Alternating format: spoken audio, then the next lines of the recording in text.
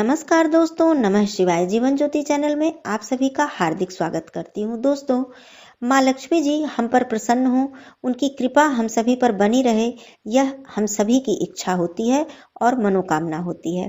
तो ऐसे छोटे छोटे कार्य और ऐसे जीवन में कुछ छोटे छोटे नियम हैं जिन्हें यदि हम नियमित रूप से अपना लें तो माँ लक्ष्मी जी की कृपा हम पर सदा ही बनी रहेगी। दोस्तों, सबसे पहली बात मैं बताना चाहती हूँ कि भगवान विष्णु जी, श्री हरि नारायण जी की कृपा यदि हमारे ऊपर हो गई तो निश्चित रूप से माँ लक्ष्मी जी की कृपा अपने आप ही हमारे ऊपर हो जाती है।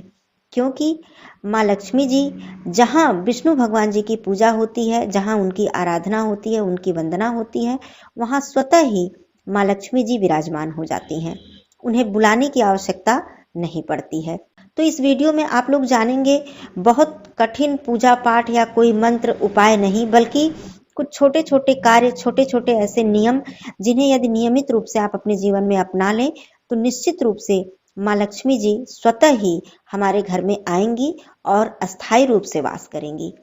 तो आइए आगे बढ़ते हैं। चैनल पे आप पहली बार हैं तो चैनल को जरूर सब्सक्राइब कर लीजिएगा। वीडियो आपको निश्चित ही उपयोगी लगेगी तो जरूर इसे लाइक और शेयर जरूर कीजिएगा। कमेंट बॉक्स में ओम नमो भगवते वासुदेवाय नमः जरूर लिखिएगा। भगवान विष्णु जी को प्रसन्न यदि हम करते हैं, उनकी पूजा आराधना नियमित रूप से करते हैं और कुछ नियमों का पालन करते हैं तो माँ लक्ष्मी जी स्वतः ही हमारे घर में निवास करती हैं। आइए एक एक करके मैं उन नियमों को बताती हूँ, आप ध्यान से सुनिएगा और इसे यदि अपनाइएगा तो निश्चित आप अपने जीवन में बदलाव पाएंगे और सुख समृद्धि की वृद्धि आपके घर में अवश्य होगी। देखिए दोस्तों, सबसे पहली बात मैं करती हूँ कि प्रत्येक माह की एकादशी और द्वादशी तिथि की, ये तिथि भगवान विष्णु जी को पूरी तरह से समर्पित है। एकादशी तिथि तो आप सभी लोग जानते हैं, लेकिन आप लोग ये भी जान लीजिए कि द्वादशी तिथि भी भगवान विष्णु जी की ही तिथि है, हरि की तिथि है। तो मैं सबसे पहले बात करती हूँ, यदि आप व्रत रखते हैं तो भी, नहीं रखते हैं तो इसमें व्रत की कोई आवश्यकता नहीं है कि मैं व्रत के लिए ही विशेष रूप से कह रही हूँ। आप व्रत ना भी रखें तो ये नियम बना लें कि प्रत्येक माह की एकादशी और द्वादशी तिथि को भगवान विष्णु जी की नियमित रूप से पूजा अर्चना करें। जैसे कि उनको धूप दीप अर्पित करना, उन्हें तुलसी पत्र जरूर अर्पित करें। और यदि आप व्रत नहीं भी रख रहे हैं तो एकादशी तिथि को भगवान विष्णु जी को पीला भोग, सात्विक भोग जरूर अर्पित करें। और भगवान विष्णु जी की पूजा माँ लक्ष्मी जी के साथ करें। सबसे उत्तम प्रतिमा मैं बता देती हूँ कि माँ लक्ष्मी जी, जो भगवान विष्णु जी के चरण दबाते हुए जो प्रतिमा होती है, वह प्रतिमा प्रत्येक घर के लिए, परिवार के लिए, सुख समृद्धि के लिए सबसे उत्तम प्रतिमा होती है। यदि आप अपने घर के मंदिर में भगवान विष्णु जी और माँ लक्ष्मी जी उनका चरण दबा रही हैं, ऐसी प्रतिमा रखकर पूजा करें तो ये बहुत उत्तम है।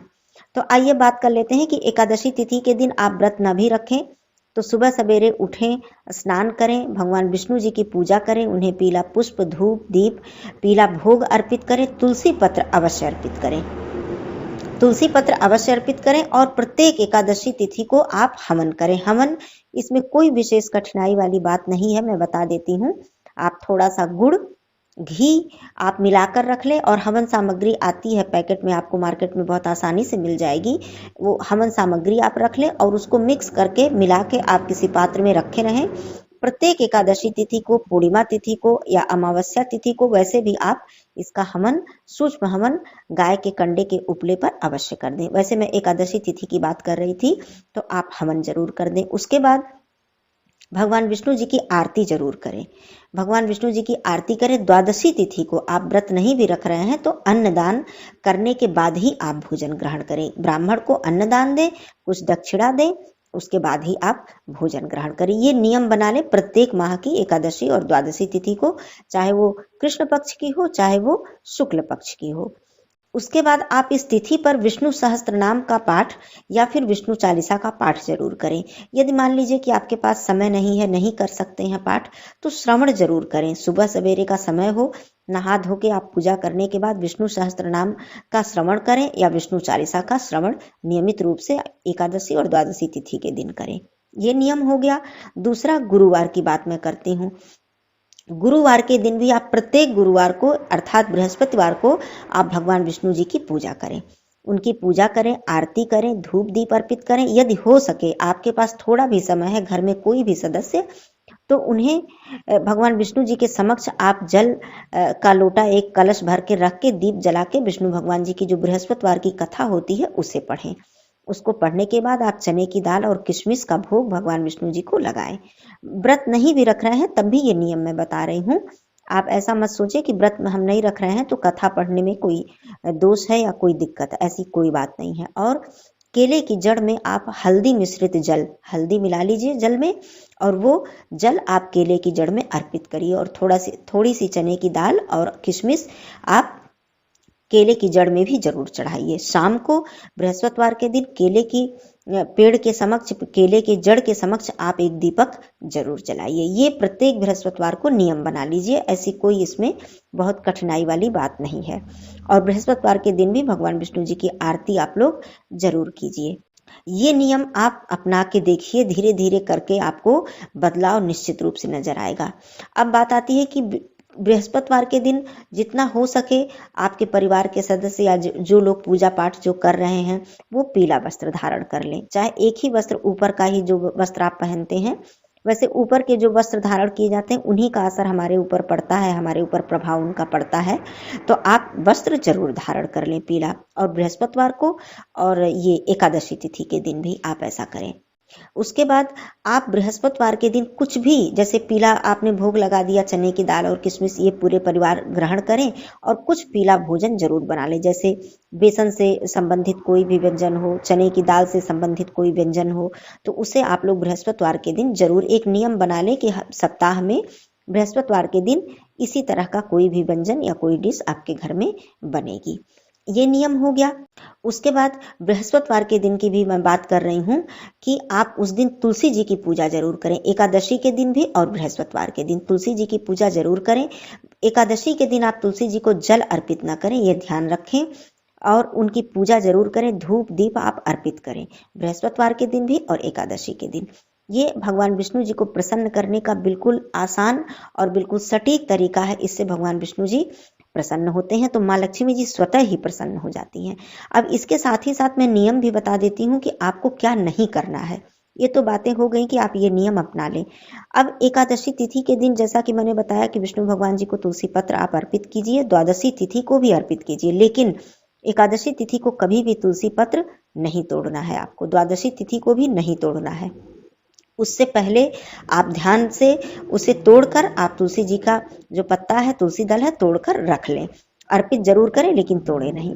एकादशी तिथि के दिन नियम बना लें, भले ही आप लोग व्रत न भी रखें, आपके घर में सात्विक भोजन बने। मांस मदिरा का प्रयोग तो भूल कर भी एकादशी, द्वादशी और बृहस्पतिवार के दिन आपके घर में बिल्कुल ही नहीं होना चाहिए। यदि संभव हो सके तो उस दिन लहसुन प्याज वाला भी भोजन आप लोग न बनाएं। व्रत नहीं है तब भी ऐसा भोजन करें नियम से, तो ये और भी उत्तम होगा। दूसरी बात, बृहस्पतिवार के दिन अर्थात गुरुवार के दिन केला बिल्कुल ना खाएं। परिवार के कोई भी सदस्य केला नहीं खाएं। केले के जड़ की आप पूजन कर रहे हैं, केले के पेड़ की पूजन कर रहे हैं, आपको केला नहीं खाना है। उस दिन कोई भी पुरुष सदस्य आपके घर के बाल न कटवाएं, नाखून न काटे, दाढ़ी न बनाए। महिला सदस्य जो भी हैं वो अपने बालों को न धोएं, सरसों का तेल अपने बालों में या शरीर में बिल्कुल न लगाएं। कपड़े धोने की जहां तक बात आती है दोस्तों, ये मेरा मानना है और ये उचित भी है कि जैसे कपड़े धोने की कभी कभी बात आ जाती है कि बृहस्पतिवार को कपड़े नहीं धुले जाते हैं, तो ऐसा कोई दोष नहीं है। बृहस्पतिवार को आपको भारी कपड़े नहीं धोने हैं। ये नियम होता है कि गुरु ग्रह इससे कमजोर होते हैं। घर के जो भारी वस्त्र हैं, कहने का अर्थ है चद्दर हैं, कवर हैं, सोफा कवर है, पर्दे हैं, जो भारी वस्त्र होते हैं, इनको आप बृहस्पतिवार को बिल्कुल ना धुलें। घरेलू कपड़े, रोज के कपड़े आप धुल सकती हैं। अब बात क्या आती है कि आपको क्या नहीं करना है। बृहस्पतिवार के दिन नियम बना ले कि कभी भी काली जो उड़द होती है, उड़द की दाल से संबंधित कोई व्यंजन ना बनाए। खिचड़ी बिल्कुल ना बनाए, चाहे उड़द की दाल हो या उड़द की दाल से कोई भी दूसरा भी कोई व्यंजन हो, उसे ना बनाएं। खिचड़ी ना बनाएं। ये नियम बना लें। आपकी भूल कर भी ऐसी गलती आपको नहीं करनी है। दूसरी चीज कि गुरुवार के दिन जब भी आप भोजन बनाएं तो जैसे सब्जियों में सरसों का तड़का हम लोग लगाते हैं, सरसों के दाने का तड़का, वो आपको बृहस्पतिवार के दिन बिल्कुल नहीं लगाना है। इस बात का भी आपको ध्यान देना है। दूसरी बात, बृहस्पतिवार के दिन और एकादशी तिथि के दिन, जैसा कि दोनों तिथियों की मैं बात कर रही हूँ, ये खास करके भगवान विष्णु जी को समर्पित है ये तिथि। और ये दिन बृहस्पतिवार, तो इस दिन आप काले वस्त्र धारण न करें। काले वस्त्र बिल्कुल धारण न करें। जितना भी हो सके पीला वस्त्र, चाहे एक ही वस्त्र आप, कोई भी पीला वस्त्र आप धारण कर लें, रुमाल ही रख लें। आप यदि महिला हैं तो कोई दुपट्टा या चुन्नी ही पीली ओढ़ लें, लेकिन काले वस्त्र आपको भूल कर भी धारण नहीं करना है। दोस्तों, ये छोटे छोटे कार्य, छोटे छोटे नियम यदि आप ध्यान रखें और नियमित रूप से इनका पालन करें, तो आप देखेंगे कि माँ लक्ष्मी जी स्वतः ही प्रसन्न होंगी और धीरे धीरे आपके घर में आपकी आर्थिक स्थिति हो या परिवार में भी कोई दिक्कत हो, पारिवारिक स्थिति खराब हो, पति पत्नी में कोई दिक्कत आ रही हो, ये सारी समस्याएं धीरे धीरे दूर होंगी, क्योंकि बृहस्पति ग्रह भी मजबूत होंगे और भगवान विष्णु जी की कृपा जब हमें मिलेगी तो माँ लक्ष्मी जी भी प्रसन्न होंगी और बाकी भी जो समस्याएं हैं जीवन में वो भी धीरे धीरे दूर होंगी। दोस्तों, ये करके जरूर देखिएगा और कमेंट करके जरूर बताइएगा कि आपको क्या बदलाव आपके जीवन में मिला। तो दोस्तों, ये वीडियो आपको उपयोगी लगे तो लाइक जरूर कीजिएगा। फिर मिलती हूँ अगले वीडियो में, तब तक के लिए धन्यवाद। नमः शिवाय।